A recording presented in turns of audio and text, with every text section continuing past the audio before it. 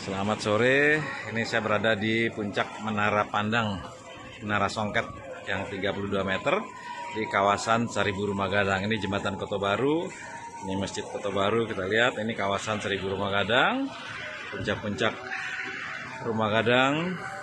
Nah, ini tujuannya dibangun menara ini untuk menikmati ratusan rumah gadang yang ada di kawasan Sariburu Magadang ini.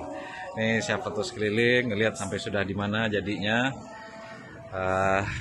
Ini lapangan bola yang sekarang dirubah menjadi nanti buat tempat pertunjukan.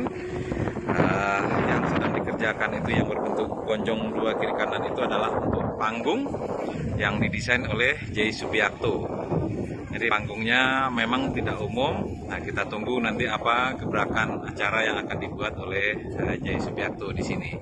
Di belakang ada jembatan merah yang dibangun oleh Pemda. Kiri kanan ini penanggulangan banjir yang dibantu oleh Kementerian PUPR juga.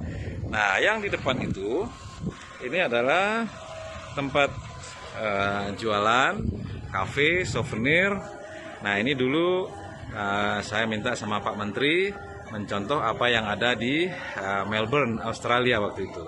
Ini tahap awal, mudah-mudahan nanti bisa dikembangkan lebih banyak lagi dan lebih bagus lagi dari ini. Tetapi setidaknya untuk mulai, ini sudah luar biasa bagus untuk daerah di Solok Selatan ini.